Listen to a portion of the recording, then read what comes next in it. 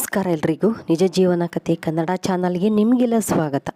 ಬರ್ರಿ, ಅಮ್ಮನಿಗೆ ಏನು ಕಾಯಿಲೆ ಇತ್ತು, ಅಮ್ಮನಿಗೆ ಯಾಕೆ ಹುಷಾರಿಲ್ದಂಗೆ ಆಯ್ತು ಅನ್ನೋದನ್ನು ಈ ವಿಡಿಯೋದ ನಾನು ಶೇರ್ ಮಾಡ್ಕೊತೀನಿ. ಅಮ್ಮಂಗೆ ಏನಾಗಿತ್ತು ಅಂದರೆ, ಇತ್ತೀಚೆಗೆ ಸ್ವಲ್ಪ ಜ್ವರಗಳು ಬರ್ತಾಯಿತ್ತು. ನನ್ನ ಮದುವೆ ಆಗಿ ನನ್ನ ಗಂಡನ ಮನೆಗೆ ಹೋದ್ಮೇಲೆ ಜ್ವರಗಳು ಬರ್ತಾಯಿತ್ತು. ಆವಾಗ ಹಾಸ್ಪಿಟ್ಲಿಗೆ ಹೋಗಿ ತೋರಿಸಿದಾಗ ಅಕ್ಕನ ಮಗನೂ ಇಲ್ಲೇ ಇಟ್ಕೊಂಡಿದ್ರು ಪ್ರೀತಿಯಿಂದ. ಆಕೆ ಇಲ್ಲೇ ಆಕೆ ಆರಾಮಿದ್ರೆ ಸಾಕಲ್ಲ, ಬಿಟ್ಟು ಹೋಗ್ಬಿಡ್ತಾಳೆ. ಆ ರೀತಿ ಬಿಟ್ಟು ಹೋಗಿದ್ಲು. ಅಮ್ಮ ಜೋಪಾನ ಮಾಡೋಕ್ಕಾಗಲಿಲ್ಲ, ಯಾಕಂದ್ರೆ ಆಕೆಗೆ ಪದೇ ಪದೇ ಜ್ವರ ಬರೋದಕ್ಕೆ ಸ್ಟಾರ್ಟ್ ಆಯ್ತು.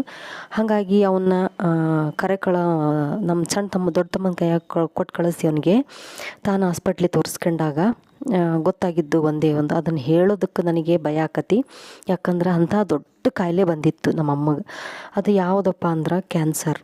ಈ ಒಂದು ಕ್ಯಾನ್ಸರ್ ಅಂತ ಕೇಳಿದ ತಕ್ಷಣ ಎದೆ ಜಲ್ ಅಂತತಿ, ಮೈ ಜುಮ್ ಅಂತತಿ.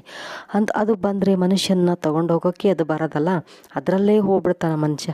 ಎಷ್ಟೇ ದಿವಸ ಬದುಕಿದ್ರು ಅದರಲ್ಲೇ ಹೋಗೋದು, ಸ್ವಲ್ಪ ದಿವಸ ಬದುಕಿದ್ರು ಅದರಲ್ಲೇ ಹೋಗೋದು.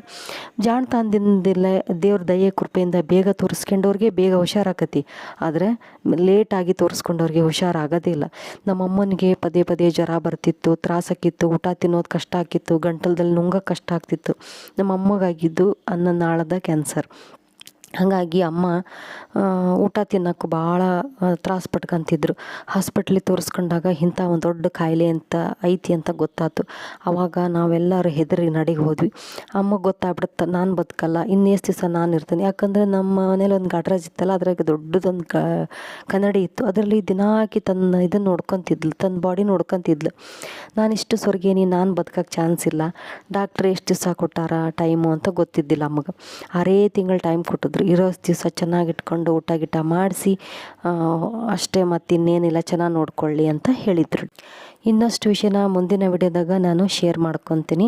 ಅಲ್ಲಿವರೆಗೂ ಈ ವಿಡಿಯೋನ ನೋಡ್ತಾ ಇರಿ. ಇದನ್ನು ಜಾಸ್ತಿ ಹೇಳೋದಕ್ಕಾಗಲಿಲ್ಲ, ಅದಕ್ಕೆ ನಾನು ಇಷ್ಟಕ್ಕೆ ಸ್ಟಾಪ್ ಮಾಡ್ತೀನಿ. ಮತ್ತು ಏನೇನು ಕಷ್ಟಗಳು ಬಂದು ಅನ್ನೋದನ್ನು ಮುಂದಿನ ವಿಡಿಯೋದಾಗ ಶೇರ್ ಮಾಡ್ಕೊತೀನಿ. ಅಲ್ಲಿವರೆಗೂ ನಿಮ್ಮೆಲ್ಲರಿಗೂ ಮತ್ತೊಮ್ಮೆ ಜೈ ಶ್ರೀರಾಮ್.